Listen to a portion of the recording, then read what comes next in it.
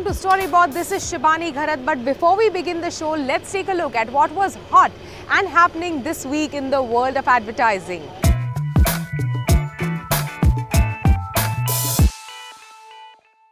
In a run-up to the Lok Sabha elections, the Election Commission has sought a ban on political advertising on social media and digital platforms in the final 48 hours before the elections. At present, Section 126 of the Representation of People Act prevents electronic media from airing political advertising in the silent period before elections. The EC is said to have written to the Law Ministry suggesting to extend the provisions under Section 126 to digital and print media as well. In related news, Facebook has restricted external agencies from accessing and scrutinizing its political ads for transparency by changing its codes. The clampdown on third-party agencies comes ahead of the 2019 elections in India and after announcing fresh steps in December to increase transparency of political ads to prevent foreign forces from influencing the election outcome. On its part, Facebook said the changes were part of crackdown on third-party plugins. British advertising tycoon Sir Martin Sorrell has been asked to repay about £170,000 in personal expenses to WPP, according to the Wall Street Journal. The report said the former WPP chief had charged a ski trip travel for his wife and child and items for an apartment in New York to WPP over a number of years, and that WPP is seeking further reimbursement for other expenses as well. In April last year, Sorrell stepped down from WPP after 33 years over accusations of misusing company funds. And finally, let's take a look at the measures announced for the media and entertainment sector by Finance Minister Piyush Goyal in his interim budget. Acknowledging India's love for Bollywood, Goyal announced measures to boost Indian filmmaking and fight piracy in interim budget. Goyal announced that single window clearance for ease of shooting films, which was earlier only available to foreign filmmakers, will now be available for Indian filmmakers as well. In a bid to fight movie piracy, Goyal also said that anti-camcorder provisions would be introduced soon. Entertainment industry is a major employment generator. To promote entertainment industry, single window clearance for ease of shooting films, earlier available only to foreigners, is now going to be made available to Indian filmmakers as well. Now let's get on with the rest of the show. In a television exclusive to Storyboard's Ankita Saxena, worldwide chairman and CEO of Mediacom, Stephen Allen, speaks about his excitement for the Indian market, and he also tells us why Mediacom doesn't call itself a media agency anymore.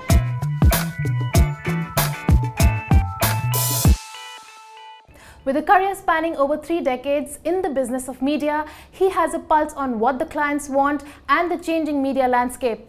I have with me worldwide chairman and CEO of Mediacom, Stephen Allen. Stephen, welcome to CNBC TV 18. Thank you for having me. So Stephen, tell us what brings you to India. It's a rather short trip, so what's on the agenda? We have a new CEO here in India, Navin Khemka, and I thought I'd better come and check in on him, see how he's getting on. So it is a relatively short trip, but it's part of a wider Asia tour that I've been on in China and Japan and Australia. So now heading westwards back. And I always love coming to India. It's a really important market for us.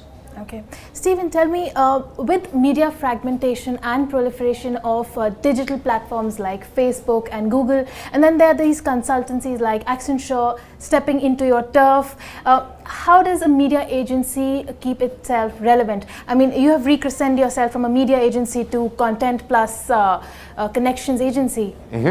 Content and connections, that's correct.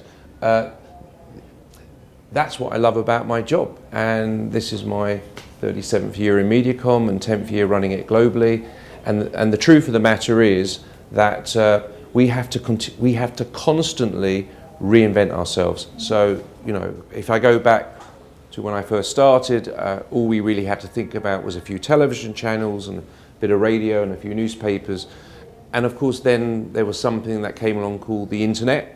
That made us rethink everything, and what we see every time is it brings around a whole new generation of specialists. So agencies rise up who specialize in whatever the newest thing is. So, you know, at the time it would be internet and search, then move on mobile, and now social media, content, and all these different areas. And every time that happens, it's always a wake-up call for us. And we get our act together, we evolve, we hire people with new knowledge from different areas. And I think actually the important point here is that what our clients want is, they don't want lots of people giving them lots of different answers. They want one answer, one solution I should say, one joined up answer to a business challenge. And therefore it's important that we are absolutely on top of all of these new developments so that we are relevant. You know, in the morning I was reading this article which said that Facebook and Google, who have till now enjoyed the lion's share of ad spends, are faced with stiff competition from digital platforms like Hotstar and Daily Hunt. So it's a hugely fragmented market, and so is the media measurement now. How do you help a marketer navigate this treacherous terrain? We have a lot of data that goes behind what we do and the advice and the recommendations that we give. I think in a bizarre and ironic way, and I'll go back to your previous question, the more complex and fragmented the media marketplace becomes, in a sense, the more advertisers need specialist advice from companies like us to help navigate their way through it. So we're not worried about that. We know an awful lot about these platforms, about the people that are using them, and I think the important point here is that Google or Facebook have very, very deep knowledge about their own platforms, more than anybody else could ever have. I think what we bring is that wider perspective. So what we understand is the whole spectrum of these platforms, and therefore giving our clients very objective and independent advice about the best way to talk to and communicate with their audiences. Okay. You know, I was speaking to a marketer and he once told me that good content is screen agnostic. However, I mean, you know, that doesn't, you know, really fit in the real world. You know, one size doesn't fit all. You can't take a 30-second commercial, squash it and shove it onto any screen. So how can a brand, how can a client use content intelligently? And do you think there's too much money being spent on content that's not appropriate for the medium? Yeah, I don't know if that was one of our clients. I hope not, because I disagree with that. No, I don't think not one of your clients. Okay, good, because I don't think content is agnostic. And you know, the simple example of that would be, imagine a brilliant piece of content with a great music track. And then think about the way that we use Facebook with the sound switched off often. Yeah. So that's no longer a great piece of content if you can't hear that great music track. True. So we talk about at Mediacom feed-ready content, which means having the right format for a particular platform. So in the case of Facebook, for example, because you mentioned them, it needs to be short, to the point, 5-6 seconds. It needs to work without the sound being on, and it needs to be relevant. And the second point, therefore, is that in this world that you talked about before, with all these different platforms and all these different choices, we can highly target audiences. What's the point in doing that if we pinpoint these people with different platforms and then serve them all the same message? So we need to have very relevant messages, and we talk about reach, which is reaching the right people, relevance, and then reaction. And and that's about catching people at the right moment in their day when they might actually have time to react. Yeah. So speaking of content, and now one of your clients, P&G. Yes. P&G's male grooming brand Gillette was, you know, recently in the news for its new commercial, which gained a lot of, say, negative sentiments on social media. Do you think in a day and age where consumers are have a platform where they can vent their ire and they're so powerful, shouldn't the brands be more careful of the content they put out? And what does a negative publicity do to a brand's image in the long run? The answer to your last question is it can be very destructive. So some brands are prepared to take a risk, and some aren't. And the brands that take risks, sometimes it pays off and sometimes it can be catastrophic. I think, you know, there's no one perfect answer to that, because in truth, you mentioned Gillette before. Some people, men, let's talk about men, some men would resonate with it and like it, and some would not. I think what they've done in the case of Gillette is stimulate a debate. So they've kind of brought a debate, they've elevated a debate, and they have their reasons for maybe wanting to do that. You spoke about a more targeted messaging, what you mentioned in your answer. So with the messaging becoming so targeted and the more personalized the medium is going to be, programmatic is going to play, programmatic buying and selling will play a major role. So that will also amplify a client's concerns over ad placement. You know, where is the ad placed in the right kind of environment, right to the next, to the right kind of content. So who is going to take charge of that? Will it be the media agency? Is the publisher responsible for it, or is the digital agency? Who will take charge of that? I don't think that companies like Google can masquerade as being technology platforms and therefore it's not their responsibility. They have to provide safe environments, not just think about advertisers, they have to provide safe environments for their own users, right?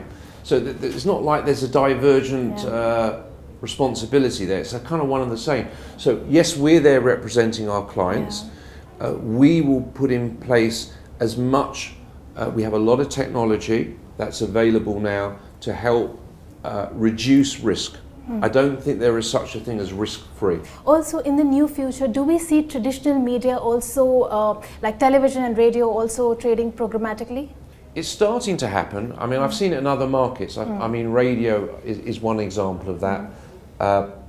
We are seeing television traded programmatically in some other markets, the UK and the US, but it's really around not linear, so not old-fashioned TV, but addressable TV, which requires set-top boxes, cable boxes that are sending data both ways. I think more broadly, are we going to see all media traded programmatically?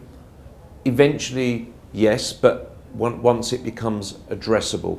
Stephen, transparency is a big buzzword globally. Clients want transparency. So what role will blockchain play in that, and what impact will it have in the next 2 to 4 years?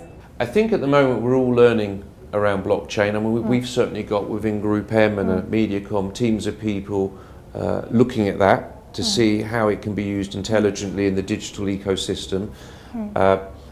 We are enthusiastic about it because what it does is it democratizes, for want of a better word, it democratizes the digital ecosystem, which at the moment for many people is too opaque. And what blockchain does is really put the ownership of it, or the stewardship of it, in the marketplace. So it's something that we're enthusiastic about. I think that it's going to take some time yet to evolve into really penetrating the markets. What are your predictions for media in 2019? Well, modest growth globally. We're predicting 3.5% advertising investment growth. But in India, much more excitingly, our forecast is for 13%. So India, on the back of strong GDP growth, still an emerging consumer economy. We're very optimistic. I'm bullish about India. I think it's an exciting market for us. It's a very important market, and it's one that's still got a lot of potential to fulfill. Look, one of the things, more than one thing that's going to be actually fueling that growth in India in 2019 you have an election coming up. That will always generate a lot of additional advertising revenue. And you also have the World Cup coming here. which is going to create a lot of interest. Obviously, True. it's a Yeah. huge event. So I think those two things alone, let alone, you know, the annual IPL, which is such a big thing here in India. I just wish my country were better at cricket. Is really going to just only add to what would otherwise be, in any case, a very positive and growing year because of the things that we talked about earlier. Lastly, how can brands grow themselves in this coming year? They need to invest in the top line and stop just trying to grow by cutting costs, because that does not work in the long term. It's not sustainable, and you're not really growing your brand or your business, you're just reducing costs. So I'm a hugely passionate, big believer in brands. I want to see all advertisers, and certainly our clients, investing in the top line to grow their business, grow their sales and services and whatever else they do. So, Okay. All right. Thank you so much for joining us. Pleasure talking to you. Thank you.